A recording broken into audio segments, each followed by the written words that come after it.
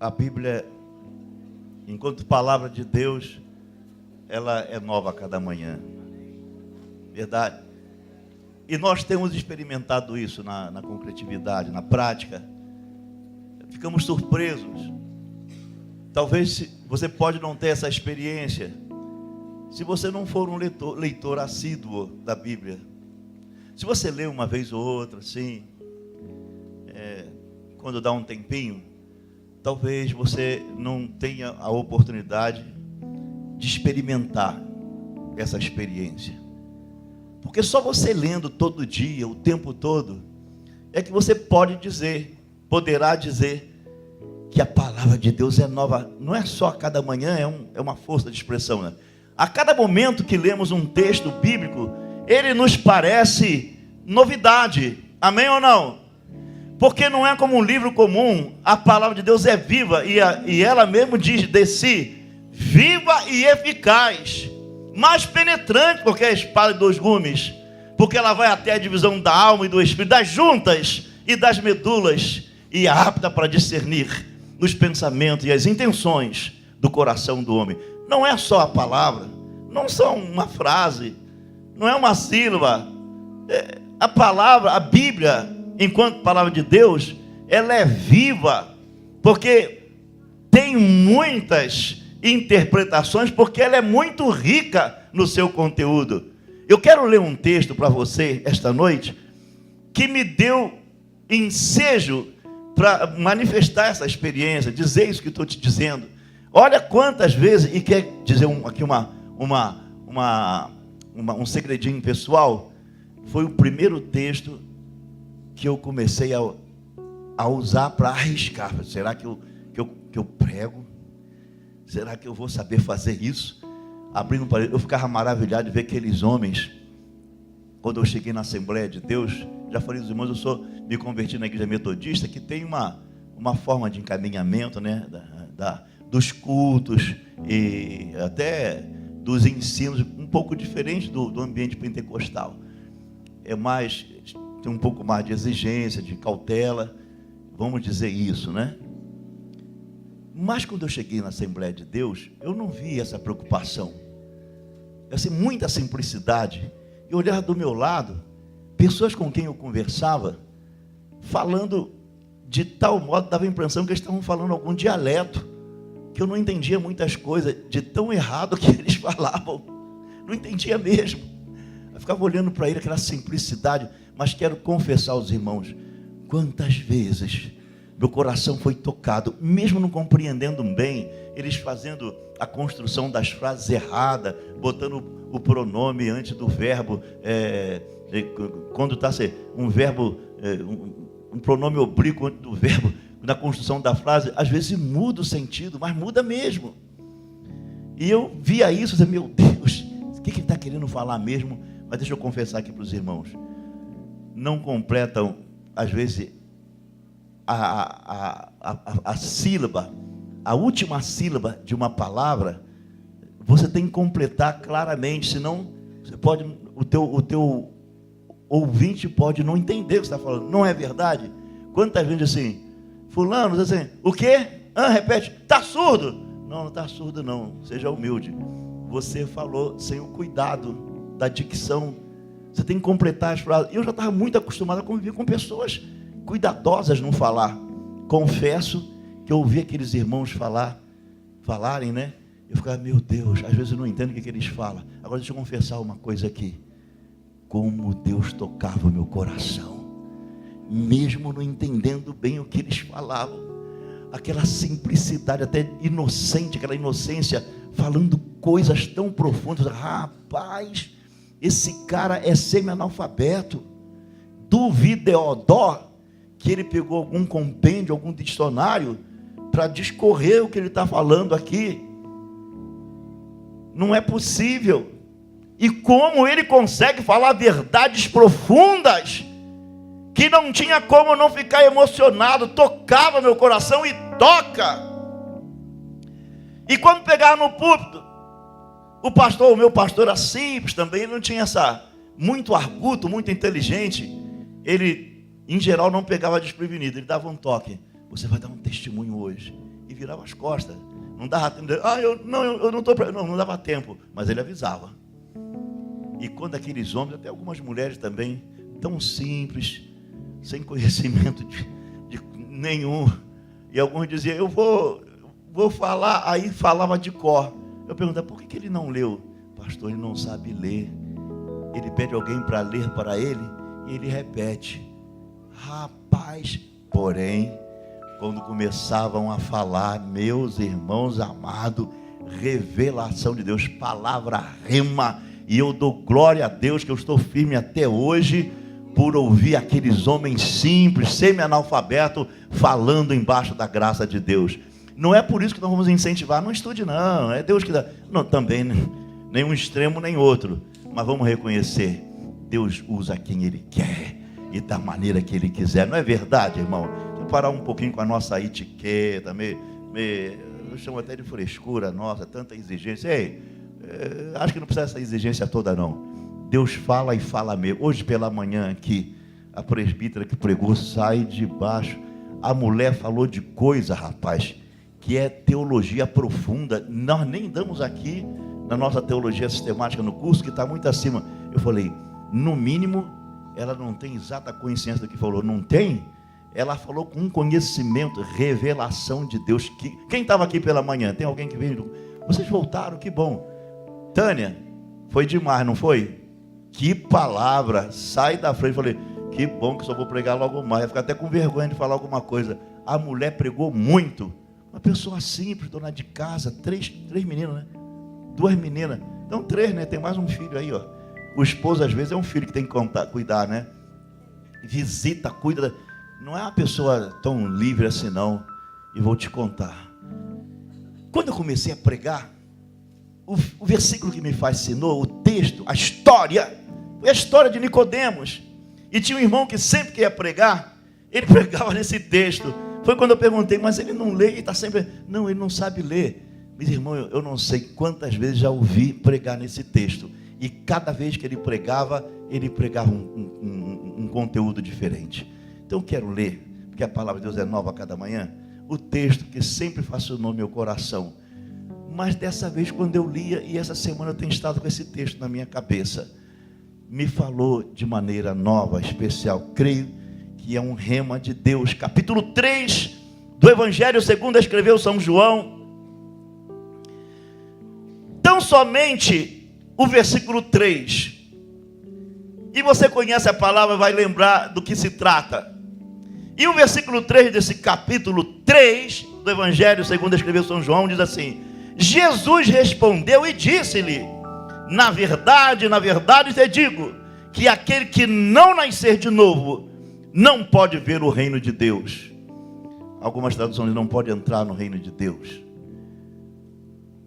Quem falou isso foi Jesus. Apenas João registrou no seu Evangelho.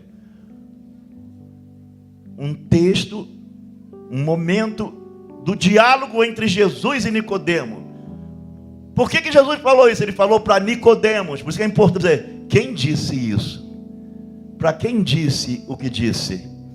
Em que circunstância? Por que dissera o que disse? Isso vai ajudar a gente a entender. Verdade? Foi Jesus quem disse a Nicodemos, por causa de uma pergunta que ele fez. Nicodemos não era um simples crente, um judeu que frequentava o templo. Ele era um príncipe, era um principal, era um dos expoentes do povo judeu. E era um mestre da palavra. Ele ensinava a Torá no templo.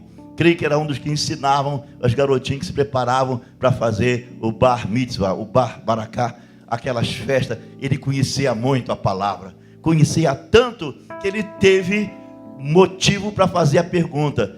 Ele ficou impactado com a relação entre Jesus e os discípulos. A maneira Jesus ensinava, e o grupo de pessoas que sentavam para ouvir Jesus, às vezes tinha 5.000 pessoas, o dia inteiro, todo dia, 24 horas por dia. Jesus ensinava, discipulava, e não dava tempo para ele tirar as dúvidas. Ele esperou a noite, e de noite foi ter com Jesus: mestre, eu sei que tu és mestre vindo da parte de Deus, porque ninguém faz os sinais, faz o que tu fazes, fala o que tu falas, se não for de Deus, se Deus não estiver com ele.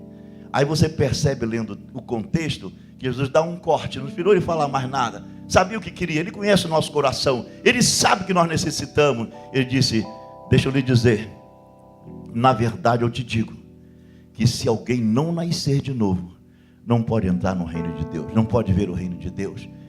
E Nicodemo ficou assustado com isso. Peraí, nascer de novo como? Vai entrar outra vez no ventre da mãe, nascer a segunda vez? Como é isso? Não consigo entender.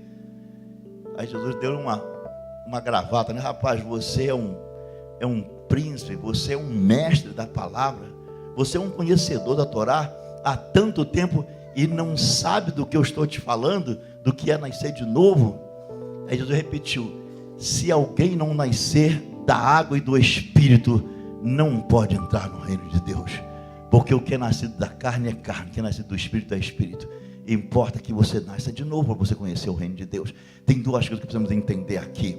Primeiro, é eliminar um equívoco teológico que existe. O que é reino de Deus, o que é reino dos céus. Eu me lembro de ter falado isso muitas vezes, não só para os alunos do curso teológico, mas aqui na igreja, falando, há ensejo para a gente explicar isso, porque o conteúdo da mensagem depende de que você entenda o significado dessas duas palavras. Algo não é a mesma coisa. Quando a Bíblia fala reino dos céus e reino de Deus, quer dizer a mesma coisa. Teologicamente não, e isso faz peso. Reino dos céus é dispensacional. Ele refere-se a um momento, ao milênio, quando Jesus vai reinar com o seu povo, com a corte celestial e com a igreja glorificada aqui na terra durante 1000 anos. Reino do céu é o governo dos céus aqui.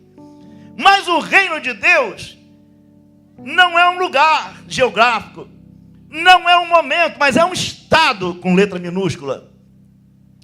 É a ação de Deus dentro de nós, é o domínio de Deus na nossa vida, é a vontade de Deus controlando tudo em nós, é Deus mandando em nós o tempo todo. Então o reino de Deus não é uma coisa externa, é interna. O reino de Deus está dentro de você mesmo. O reino de Deus não vem com visível, nem vamos dizer para você, eles aqui, acolá, não. O reino de Deus está dentro de você, e não é comida e não é bebida, mas é alegria, é gozo, é paz no Espírito dentro de você.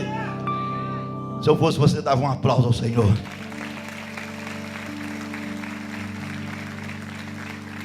Então o que é reino de Deus? É ter o domínio de Deus dentro de você, como Paulo pôde dizer agora: vivo não mais eu, Cristo vive em mim. É Ele que me controla, é Ele que me guia, é Ele que me revela, é Ele que manda dentro de mim. Eu não tenho mais nenhuma ação sobre mim mesmo. O reino de Deus é o controle de Deus. E olha, para você entrar no reino de Deus, bicho, tem que abaixar esse nariz empinado teu, tem que descer do pedestal. Na verdade, você tem que morrer para nascer de novo. Nem um resquício que se refere a você, que sobrar de você, não vai servir para nada. Pode até impedir a ação de Deus na tua vida. O único recurso que tem é: morre para nascer de novo, uma nova criatura, para que Deus possa reinar dentro de você. É isso que ele queria dizer. Agora, como é que isso acontece? Jesus falou: se você não nascer da água e do Espírito, você não vai ter essa experiência de viver e entender o que é o reino de Deus. Ele não está falando para qualquer pessoa, amém, querido?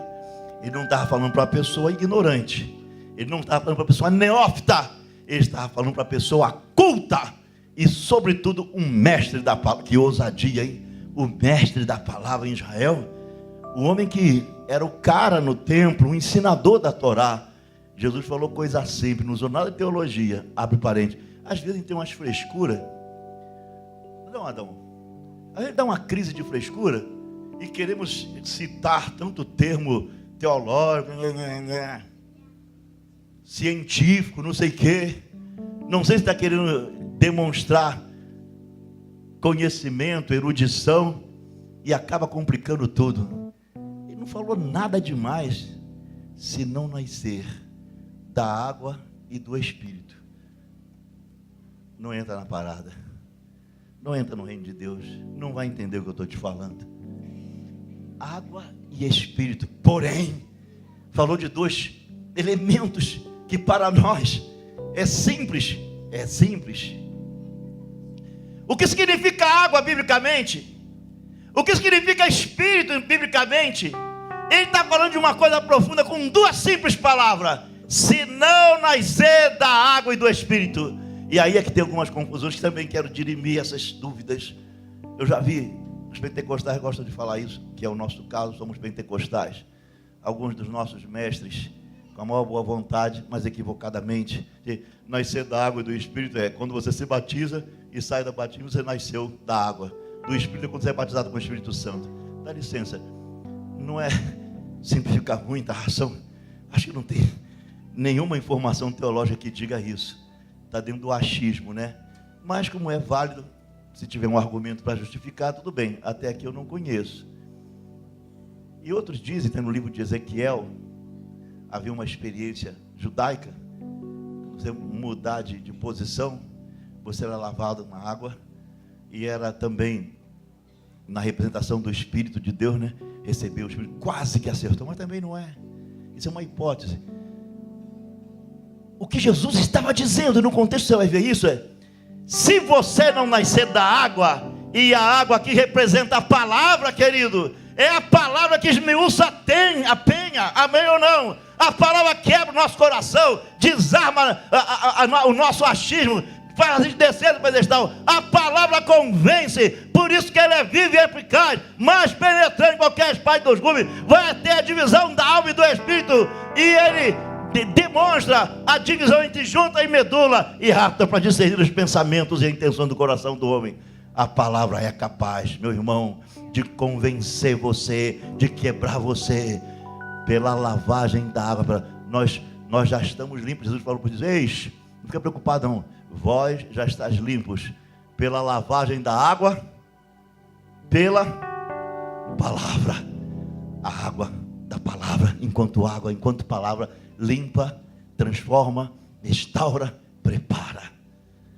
Primeira coisa que nascer da água, meu amado, está sendo nascer da palavra profética do Senhor. Ela impacta o teu coração, ela muda a tua vida. A primeira coisa que acontece nesse nascimento. A segunda coisa, simultaneamente, é que quando a água, palavra, entra em você, limpa você, convence você, porque ela convence mesmo. O Espírito Santo, ela entra em você, ela limpa você. Aí o Espírito Santo vem, que está tudo preparado, e entra no teu coração, e o Espírito Santo te convence da justiça, do juízo e do pecado.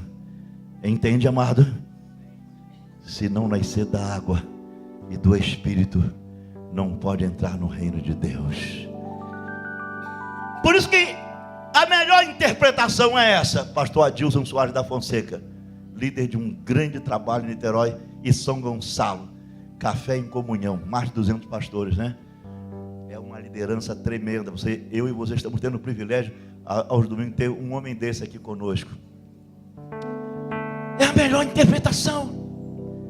Você tem que nascer da palavra, porque se não for a palavra de Deus que tocou, convenceu, mudou, esclareceu o teu coração, você corre perigo. Não é a palavra só do profeta, da inspiração dele, não pode ser a palavra de um teólogo, não pode ser a minha palavra, nem o que eu acho, mas a palavra de Deus tem autorização, tem no mundo espiritual, para tocar você. E quer saber? Não tem quem resista o poder da palavra, amém ou não? Primeira coisa, tem que passar pela palavra. Segunda coisa, aí o Espírito Santo entra em você.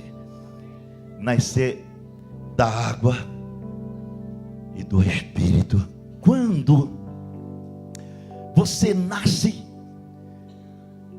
da água e do Espírito, mas isso só acontece quando temos um encontro com Deus. Isso eu falei hoje de manhã, não fui eu que preguei, mas no intervalo eu salientei isso. É preciso ter um encontro com Deus, querido. Abre parênteses, esse é o nosso problema, e esse é o risco que filho de pastor, família de pastores, de obreiros, crianças criadas na igreja correm, porque automaticamente é como se fosse uma hereditariedade, né? Uma herança, e não é. A salvação é individual. Se os meus filhos não tiverem um encontro com Jesus, E é por isso que oramos. Não vai adiantar nem o meu exemplo, nem o meu viver, nem trazê-lo para a igreja. A única coisa que pode ajudar ao trazê-lo para a igreja é dar ensejo para ele ouvir a palavra. Mas a decisão tem que ser deles. Amém ou não? Do teu filho, do meu. A salvação é uma coisa individual. Quando ele tem um encontro com Jesus, e esse é o segredo. Esse é o segredo. Se você não foi impactado, Nicodemos foi impactado. Ele foi lá conferir. Mestre, quando eu te vi falando, eu não tive mais dúvida. Aquilo estremeceu meu coração. Ninguém faz o que tu fazes, Deus. Eu estou convencido que tu és de Deus. Tu és de Deus. Tu és de Deus. É Deus quem revela para você. Ele teve um encontro com o Senhor. E ali, após aquele encontro, ele pôde passar por essa experiência. Deixa eu te dizer, quando nós temos um encontro com o Senhor, o encontro com o Senhor impacta. E aí a gente fica sensível à palavra. A palavra vem, esmiuça, limpa. Aí o Espírito Santo vem e entra em nós. Sabe o que acontece? Quando a gente não tem um encontro impactante com o Senhor, nós somos meros frequentadores de igreja. Permita-me te falar isso. E eu queria fazer um ato profético hoje antes da ceia. Vai dar tempo. O que temos de frequentadores de igreja? Verdade. Eu vou te dizer por quê que as pessoas vão à igreja, frequentam, são até filhos de crente, criados na igreja, meu Deus. Mas não tem nenhum comprometimento. A linguagem, o jeito, as opções não priorizam as coisas da igreja. Eles não dão bola. Coitado do pastor, coitado do presbítero, coitado do diácono. Os filhos não ajudam, e não ajudam mesmo. Você quer saber por quê? Porque talvez não tenham tido um encontro com Deus. O encontro com o Senhor impacta e quebra a nossa resistência. Agora deixa eu lhe dizer o que é pior. É que o encontro com Deus não é um sentimento. Você não tem que sentir coisa. Me tocou, eu senti. Não é errado fazer isso não. Dizendo que eu não faço. Já não sou mais neném espiritual. Quem ainda é, faça, fica à vontade. E mesmo que você já seja adulto espiritual, quer saber? Se quiser pular, pula. Se quiser rolar no chão, rola. Se a gente não tiver liberdade. Eu já falei para os irmãos, né? Estivemos num lugar, eu e minha esposa, lá em Dubai. Não podia dizer que era crente. Só Jesus. Doutrina muçulmana, né? O rapaz me chamou num cantinho, num daqueles viadutos. Ele é egípcio, era o nosso guia e sabia falar português. E disse: o senhor é o pastor? Não podemos falar sobre isso aqui. Você é muçulmano? Sou muçulmano, eu sou muçulmano. Pastor, um grupo de turistas esteve aqui e me falou sobre Jesus. Eu não entendia isso de jeito nenhum. Eu agora entendo. Eu já aceitei Jesus como meu Salvador, mas não posso falar. Jesus é o Senhor da minha vida. E ele demonstrava isso da maneira de se mover conosco lá. Não se pode falar. Gente, não se pode cantar. Não se pode dizer que você crê em Jesus. Não pode ter Bíblia, não pode nada. Agora, sabe o que me fez cair das nuvens? Gente, nesses lugares a pessoa nem pode falar o nome de Jesus. A gente vai criar casa com os irmãos que tem toda a liberdade. Podemos dizer o nome de Jesus, podemos cantar, podemos pular, podemos rolar pelo chão, podemos dizer aleluia, falar em língua, alto, baixo, do jeito que for. Nós vivemos em liberdade para adorar a Deus. E às vezes fica cheio de etiqueta, né? A gente tem o compromisso de ensinar os irmãos a amadurecer. Eu vou até largar para os irmãos amadurecer, não amadureça. Deixa Deus operar, deixa Deus mover, deixa Deus agir. Agora deixa eu te dizer, o encontro com Deus não é isso. Você não tem que sentir para ter um encontro com Deus. Você tem que ter um encontro com Deus para depois sentir. Amém? Se você não teve um encontro com Deus, é carne. Se todo o teu gesto aí, essa frescurada toda, todas as tuas ações, a barulhada que você faz, e você não teve um encontro com Deus, você ainda não entendeu nada. É teatro. É preciso ter um encontro com Deus. Agora, o que é melhor saber é que ter um encontro com Deus não é um sentimento, é uma decisão que depende do teu caráter. Amém ou não? Quando eu digo caráter, é ter coragem de abrir mão do mundo, dos prazeres, de tudo que você gosta, para ter um encontro com o Senhor. É mais uma questão de caráter, é decisão pessoal. Você tem que decidir, você tem que decidir a encontrar-se com Ele. Quando você fizer essa decisão, Ele vem, e a sua palavra lava você, limpa você, e quando Ele limpa, o seu Espírito também entra em você e muda você. Qual é a primeira mudança que acontece? É que quando nós temos um encontro com o Senhor, acho que eu já falei isso, permita-me repetir, nós adquirimos a mente de Cristo. Paulo fala isso. Passamos a ter a mente de Cristo. Deixa eu dizer, qual é a diferença? Enquanto não tivermos um encontro com o Senhor, enquanto não formos lavados pela palavra, a nossa mente é humana, é uma mente carnal, amém? Mente carnal, terrena, do aqui e agora, deste mundo, das coisas da sociedade. Agora deixa eu dizer a você, como é que você percebe que alguém tem uma mente carnal? Quando eu digo mundana, não é no sentido pejorativo de humilhar, não. É porque é do mundo, é a palavra que exprime isso. E a Bíblia diz que as obras da carne, mente carnal, são ciúme, inveja, emulações, porfia, bebedice, glutonaria, brigas, peleja, prostituição, lascívia. Esses são os frutos da carne, as obras da carne, quem tem a mente carnal. Agora, quem tem a mente espiritual, que teve um encontro com Cristo, e a sua mente é transformada de uma mente carnal para uma mente espiritual, ele demonstra isso pelos frutos do Espírito. E os frutos do Espírito são amor, paz, fé, longanimidade, alegria, bondade, mansidão, domínio próprio, etc, etc. Tudo de bom. Amém ou não? E porque a mente de Cristo, há uma transformação em você, e você percebe isso. A gente percebe as pessoas que na igreja que tiveram um encontro com o Senhor, porque a vida muda, o jeito de andar, o jeito de falar, o jeito de reclamar, aliás nem reclama, o jeito de amar, o jeito de olhar, o jeito de se vestir, o jeito de se alimentar, de beber, de comer, muda tudo de dentro para fora, não é de fora para dentro, muda, de relacionar-se com as pessoas, porque você adquiriu a mente de Cristo, amém ou não? Quando eu tive um encontro com Jesus, eu fui despertado quando eu vi minha mãe orando. Fiquei tão abalado. Os irmãos sabem que eu não fui criado na igreja. Estava com 18 anos, comecei a ouvir a palavra. E quem levava a palavra para mim era a Adileia, a irmã Sula, Me lembro de Adileia, aquele cabelinho preso. A irmã Sula falou: o desejo dela é para o seminário em Pinda. Estamos orando que o pai dela não quer deixar. Lembra? Olha quanto tempo faz. Era linda ela. E ainda é. Parecia muito com a Adriana. Você olha para o rostinho da Adriana, era assim, a Adileia. Linda. E ela era intercessora. Hoje eu lembro que ela não falava, ficava quieta. Falava pouco, aquela bíbliazinha na mão, toda marcada, toda rabiscada. E eu não gostava. É crente.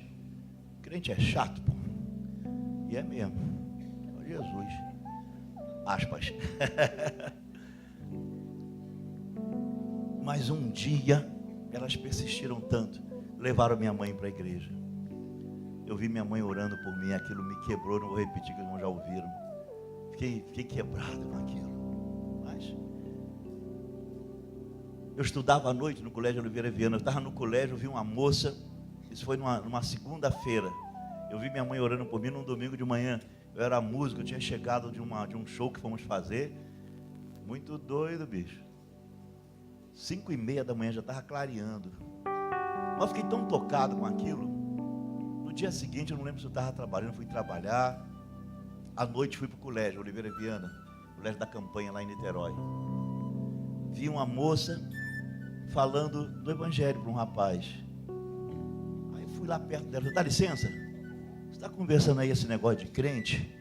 Você está falando de negócio de crente, de igreja de crente? Você não sabia nada, bicho? Estou falando. Eu já te dou atenção, me deu um fora com muita classe, Acabou de conversar, não sei nem o que estavam falando. Ela me deu atenção. Pois não, já está na hora da gente subir para a aula. Eu falei, você é de qual igreja? Ela falou, eu sou da Metodista Central. Eu nem sabia o que era direito. Me leva na tua igreja. Quando é que tem culto lá? Honestamente, eu não estava olhando para ela com nenhuma intenção mesmo. Eu já disse, não, eu mesmo incrédulo não era mulherengo. Nunca tive essa... Eu achava que isso era falta de linha. Cara muito mulherengo, é mau caráter. Isso é falta de linha, de classe. Verdade? E são os caras que menos ganham a garota. Dá em cima de todo mundo.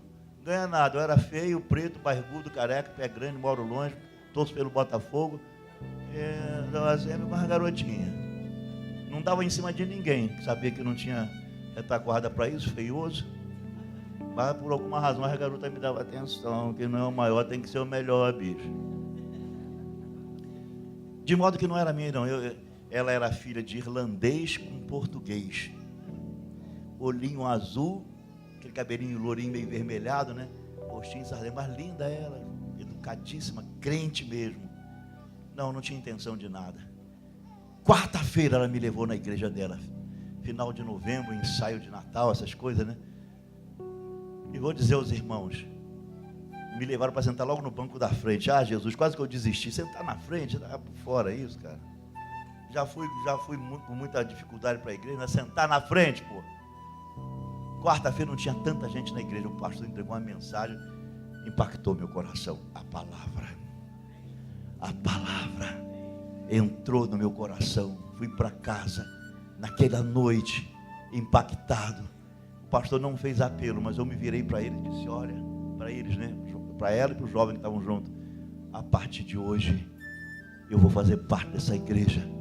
Porque eu quero entregar meu coração para Jesus. Mas ele não me chamou para não pastorar. Apenas eu estou entregando meu coração para Jesus. Ponto! Foi isso que eu fiz. E voltei para casa chorando. Quando cheguei em casa, tinha uma carteira de ministra no bolso, né? Quem sabe, tirei de minha mãe. Mãe, eu entreguei meu coração para Jesus. E a partir daquela noite, a minha vida mudou. A minha mente mudou. Eu, infelizmente, tinha envolvimento com drogas na época. Estava começando, mas tinha... Não quis mais saber, até eu não senti mais vontade de nada. Eu fumava 2, 3 carteiras de cigarro ministro por dia, né? Num intervalo de uma bimbada e outra, como é que é os trabalhos, gente. Mas Jesus me libertou, porque eu não tinha mais a mente carnal, desejo de nada dessas coisas. Eu adquiri a mente de Cristo, a mente. Por isso que eu digo, quando o adicto, o dependente químico tem sinceramente um encontro com o Senhor, nem precisa ficar internado coisa nenhuma, porque ele tem a mente de Cristo e Jesus o liberta na hora. Fazem 52 anos que sirvo a Jesus e nunca mais voltei para aqueles lugares. Jesus me libertou. Amém? A mente de Cristo. Agora eu quero terminar dizendo o seguinte: a mente de Cristo é uma mente espiritual, porque você passa a ser uma pessoa espiritual. Agora eu vou dizer claramente para você, filho de crente, etc., que ainda não entendeu bem essa parada de encontro com Jesus. Deixa eu te falar da maneira mais simples possível. Se você tem uma mente carnal, os teus desejos são carnais. Amém ou não? Desejo, está sempre pensando em divertimento, distração, e o diabo trabalha muito bem para isso. Hoje a indústria do entretenimento, como cresceu, né? Adão, pastor, já conversamos até sobre isso, né, Fabiano, pastor Fabiano. E agora mais o smartphone, computador, iPad, que é uma riqueza da tecnologia. Quem viu a abertura das Olimpíadas, eu não vi tudo, mas a parte que eu vi quando eu cheguei, fiquei deslumbrado. Rapaz, brasileiro é muito inteligente, cara, tem que tirar o chapéu. Uma galera simples, gente simples, pegou os recursos da tecnologia e fez o 14 bis sair do Maracanã e rodar a cidade. Caraca, bicho, o que é isso? Tem essas coisas, como está ajudando a medicina, a indústria, a igreja de um modo geral, na comunicação, temos uma afluência maior para comunicar o evangelho. Porém, precisamos correr na frente, porque Satanás está um pouco mais na frente. Como está usando essas coisas para perverter a nossa juventude. Quem demonstra não ter muito encontro com o Senhor e mente de Cristo, mas é crente, mas tem mente carnal, é difícil você conseguir conversar.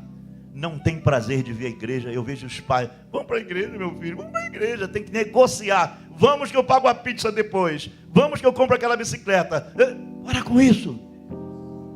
Você quer saber o que está acontecendo com o teu filho? Ele não teve um encontro com Jesus.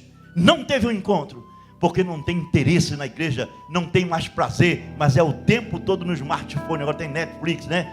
Que tem desenho, filme, à vontade. Eles veem filme o tempo todo. E vou lhe dizer, televisão já era. Você chega em casa, está num quarto trancado. Não estão mais vendo televisão. Graças a Deus, seria melhor que visse televisão, que é menos perigoso. Estão lá no quarto, só Deus sabe o que eles estão vendo. Os tipos de jogos, entretenimento. Não lê mais Bíblia. Não tem prazer na igreja. Eu dizer a você, como é que você alimenta a sua carne? Como é que você alimenta a tua mente carnal? Como é que você alimenta? Você alimenta com cinema, futebol, esporte, música mundana, filmes, sei lá como que, distraindo, churrasquinho aqui, pizzaria ali, vamos comer um hambúrguer e tal, em tal lugar, e nada de igreja. Amém ou não? Porém eu vou lhe dizer, é porque tem mente carnal. Mas se você tem a mente de Cristo, é com muito prazer. Ainda critico: esse tal de Oswaldo só vive no monte. Quem é? Ali, homem de oração, é meu intercessor. Só vive no monte. Glória a Deus, ele tem a mente de Cristo. Não sei como ele aguenta, porque ele tem a mente de Cristo. Ele tem fome e sede de Deus. Ele pode dizer o que o salmista diz: a minha alma tem sede de Deus, como o servo brama pela corrente das águas. A minha alma suspira por ti, ó Deus. Porque a mente espiritual deseja orar, deseja estar, assim como o carnal deseja a bebida, a droga, a prostituição, o divertimento, a mente espiritual deseja estar com Deus, estar na igreja, estar na comunhão, estar nos cultos, estar na oração, na leitura da palavra. E é isso que alimenta o nosso homem interior, que tem a mente de Cristo. Amém? Por isso que é importante ter um encontro com o Senhor. Porém, eu quero te dar uma última informação. Ter um encontro com Deus não pode ser uma forçação de barra do teu esposo. Vamos para a igreja, mulher. Você precisa ter. Não rola. Nem da tua esposa, seu cabeçudo. Nem da tua mãe, sua bonequinha deslumbrada. Nem do teu pai, seu adolescente rebeldezinho. Essa é uma decisão tua. Ter um encontro com Deus é uma decisão pessoal, não é sentimento, é caráter, porque você tem ouvido falar de Jesus.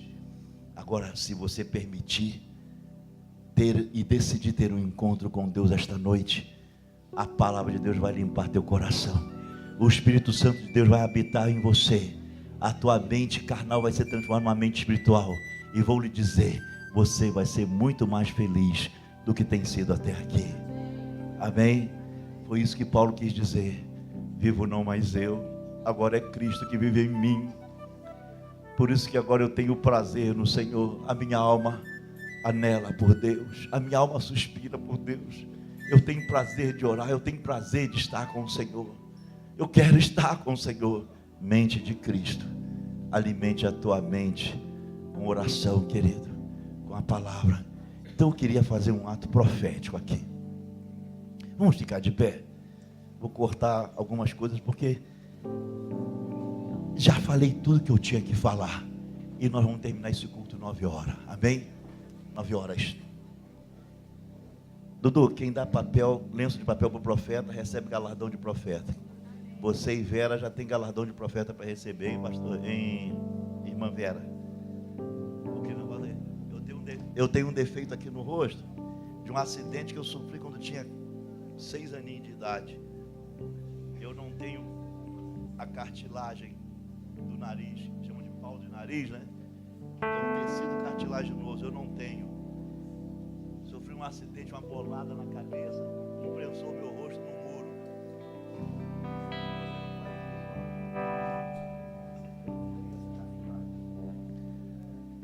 E porque não tenho, até fica caindo, né? Quando eu transpiro, entra nos meus olhos o suor. E o suor tem o cloreto de sódio, né? Arde muito, queima. E o Eduardo sabe de vem cá correndo me trazer o lenço, senão eu tô no sal. Eu vou limpar mais uma vez.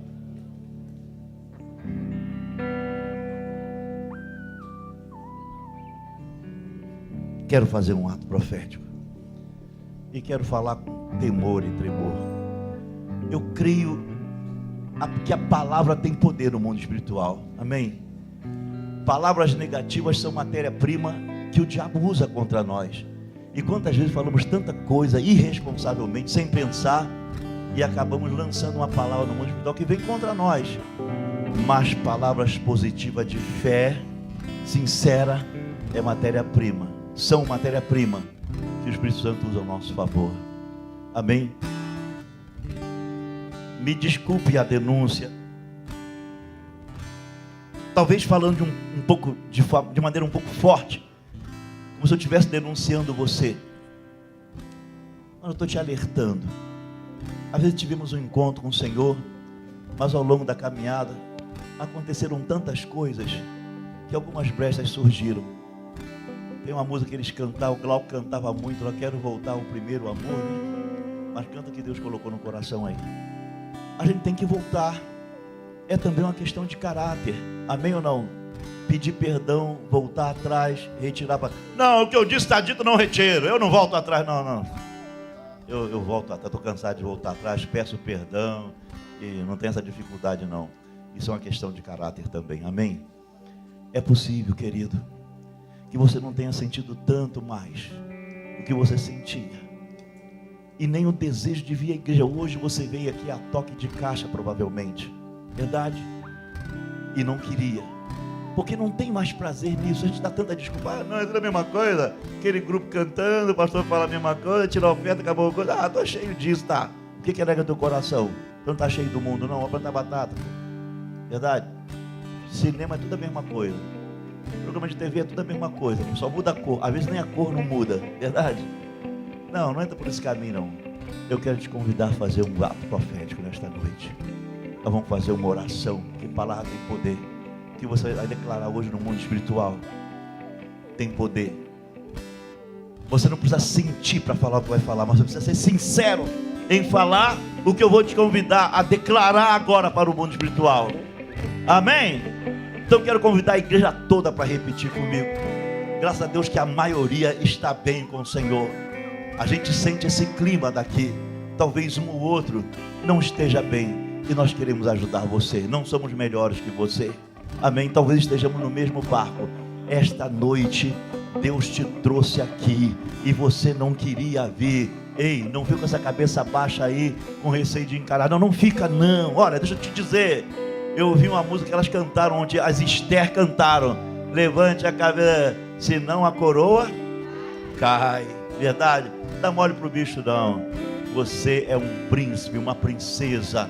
Deus já colocou a coroa em você. Satanás quer tirar há muito tempo, mas esta noite é noite de renovar o pacto com o Senhor. Amém? De retomar o encontro com Ele e restaurar a mente de Cristo em você. O Senhor chamou você para ser um campeão, uma campeã, um vencedor, abençoado, primeiro e não último, vencedor e não vencido, está por cima e não por baixo, ser o primeiro e não último. Amém?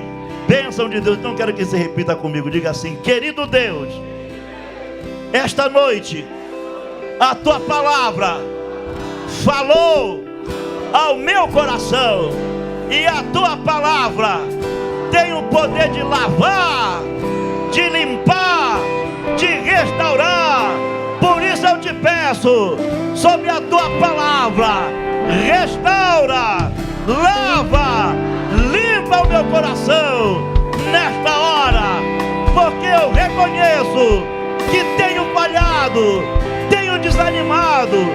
As últimas experiências têm tirado de mim o ânimo, o prazer, a alegria de estar na tua casa e da comunhão contigo. Mas esta noite muda o meu coração, renova minhas forças e me dá de volta a unção do teu Espírito.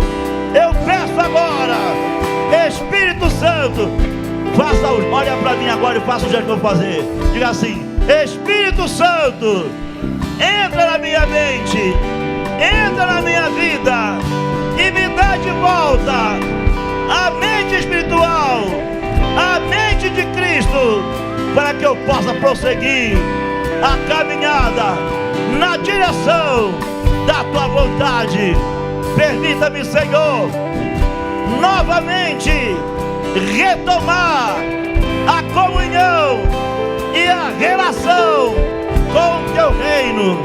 Venha o teu reino, venha o teu reino, venha o teu reino sobre o meu coração, sobre a minha mente e sobre a minha vida, em nome de Jesus. Amém, amém, amém. Dê um aplauso forte ao Senhor, se você crê nisso.